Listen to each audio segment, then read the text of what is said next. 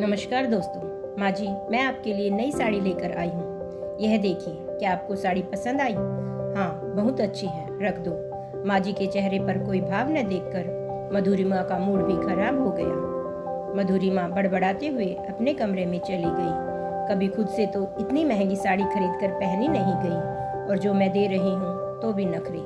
सच में सास को खुश रखना कोई आसान काम तो है नहीं। मेरा मूड खराब था। शाम को अनुज मेरा मूड भांपते हुए बोले, क्या बात हुई?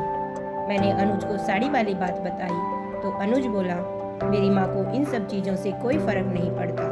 उन्होंने कभी भी खुद के लिए कुछ भी नहीं खरीदा है। घर में दादी का हुक्म चलता था। दादी जो भी माँ और चाची के लिए लाती, उन दोनों को वही पहनना पड़ता था, चाहे उन्हें पसंद आए या न आए। शुरू में तो उन्होंने कहा कि मुझे यह पसंद नहीं है, तो दादी बोल देती, क्या तुम्हें बड़ों का मान सम्मान रखना नहीं आता?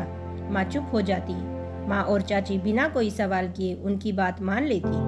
हम बच्चों को जरूर अपनी पसंद के कपड़े खरीदने के लिए बाजार ले जाया जाता, पर माँ और चाची को तो कभी भी बाजार नहीं जाने दिया।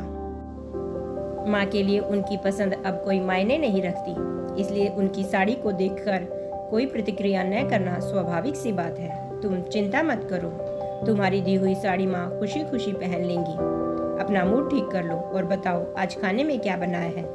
मैं अनुज की बातें सुनकर थोड़ा हैरान थी और मैं अपनी मम्मी के बारे में सोचने लगी। मेरी मम्मी तो हमारे घर के हर सदस्य के लिए कपड़े पसंद करती हैं। मम्मी ने आज तक खुद की ही पसंद के कपड़े पहने हैं। जो पसंद आए वह रख लेती हैं और जो पसंद नहीं आते उन्हें वापस कर देती हैं। और हाँ, पापा को भी कुछ नया खरीदना हो वो मम्मी को साथ ले जाते हैं। अगले दिन सुबह उठते ही मैं माँ जी के पास गई और उनसे पूछा, माँ जी आपको वह साड़ी पसंद है ना? यदि पसंद है तो रख लीजिए, यदि पसंद ना हो तो हम दोनों साथ में बाजार जाएंगे और आपकी पसंद की दूसरी साड़ी लेकर आएंगे। माँ जी ने हैरानी से मुझे देखा। पापा जी गुस्से में बोले, यह क्या करेगी बाजार जाकर? इसको क्या पता साड़ी कैसे पसंद की जाती है? यह कभी भी बाजार में गई ही नहीं। बाजार की शक्ल भी देखी है इसने? इतनी उम्र हो गई, जब अब तक कुछ नहीं खरीदा तो अब बाजार जाकर क्या करेगी? अनुज बोले, पापा यदि माँ की इच्छा है तो आप क्यों रोक रहे हैं? जाने दो दोनों को इकट्ठा बाजार और करने दो अपने मन से खरीदारी। पापा चुप हो गए। घर का सारा काम निपटाकर हम दोनों बाजार की ओर चल पड़े। साड़ी की दुकान पर पहुंचकर मैंने दुकानदार को साड़ी दिखाने को कहा तो माँ जी ने मेरा हाथ कसकर पकड़ लिया और साड़ी देखने लगी। उनके चेहरे पर खुशी साफ झलक रही थी। आते वक्त हम दोनों ने पानी पूरी भी खाई।